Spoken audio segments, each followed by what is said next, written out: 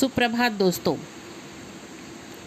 आज हम छठी कक्षा का हिंदी विषय का पहली इकाई का तीसरा पाठ उपहार, इस कहानी का उर्वरित पाठ्यांश सीखने वाले हैं।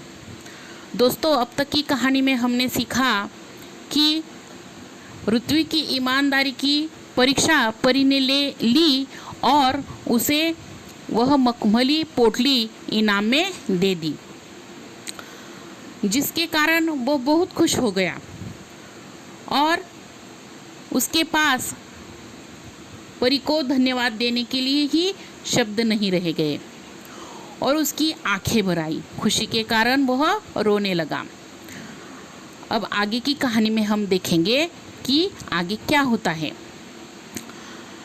लाल रंग की मखमली पोटली ऋत्विक ने जब घर आकर अपने माँ को दे दी तो उसकी समझ में यह नहीं आया कि उसका बेटा उसे क्या दे रहा है।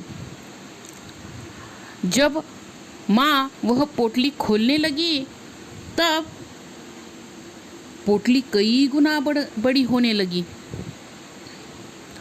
और उसमें से सुंदर सुंदर पुस्तकें बाहर निकल आई और पुस्तकों का ढेर बन गया, जिसे देखकर माँ चकित रह गई।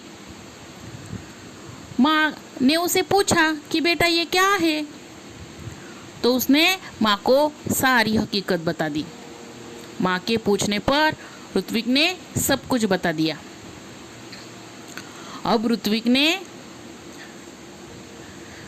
मित्रों के लिए अपनी बहन कृतिका की सहायता से पुस्तकालय खोला। पुस्तकालय जिसमें बैठकर हम वाचन कर सकते हैं, पढ़ाई कर सकते हैं, तरह तरह की किताबें पढ़ सकते हैं, ऐसी जगह। वहाँ सभी बच्चे आकर अपनी मनपसंद पुस्तकें पढ़ने लगे।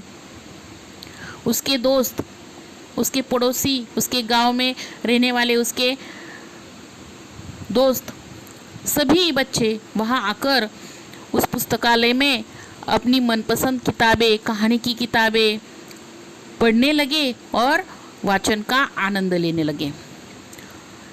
इसी कारण उसको पूरा गांव पुस्तक मित्र के नाम से जानने लगा। सारा गांव ऋत्विक को उसकी पुस्तकों की प्रेम की वजह से और पुस्तकों की इस पुस्तकालय की वजह से पुस्तक मित्र के नाम से जानने लगा। उसकी पहचान बन गई, लोग उसे पुस्तक मित्र कहने लगे। ऋत्विक ने पुस्तकालय को ही अपने जीवन का ध्येय बना लिया। उसका सारा समय उस पुस्तकों के बीच बीतने लगा। उसने उस पुस्तकालय को ही अपने जीवन का ध्येय बना लिया। उसका सारा समय पुस्तकों के बीच बीतने लगा। फिर एक दिन क्या हुआ, पुस्तक पढ़ते पढ़ते ऋत्विक की आंख लग गई। आंख लग गई यानी उसे नींद आ गई। देखता क्या है कि पुस्तक उसके सामने आ रही है और उसे बातें कर रही है। उसने एक पुस्तक देखी जो उससे बात कर रही है। उसने उस पुस्तक ने उससे पूछा, ऋत्विक, अगर तुम अपने जीवन में बड़े आदमी बनोगे तो क्या तुम हम सबको भूल जाओगे, हमारा साथ छोड़ दोगे, हमें भूल जाओगे? तब ऋत्विक ने कहा, नहीं नहीं, अब तो तुम ही मेरे साथी हो, तुम ही मेरे दोस्त हो, तुम ही मेरे मित्र हो। तभी किसी ने दरवाजे की घंटी बजाई और उसकी नींद टूट गई, यानी कि वह नींद से जाग गया। इसका मतलब वह पुस्तक उसके सपने में आ गई और उससे बातें करने लगी कि तुम मुझे छोड़ जाओगे, तो ऋत्विक ने कहा, नहीं, तुम ही मेरे साथी हो, तुम ही मेरे मित्र हो, मैं तुम्हें कभी नहीं छोड़ूंगा। और किसी ने दरवाजे की घंटी बजाई, जिससे उसकी नींद टूट गई।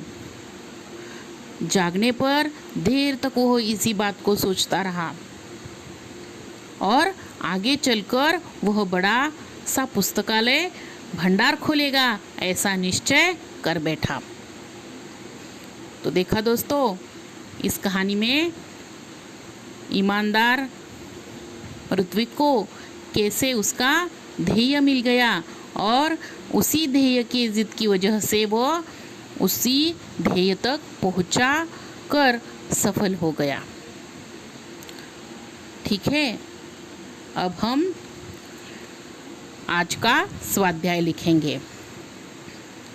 दोस्तों, पान नंबर 9 पर भाषा की ओर पर कहानी में से शब्द ढूंढकर आपको समानार्थी शब्द लिखने हैं। यही आपका आज का स्वाध्याय है। धन्यवाद।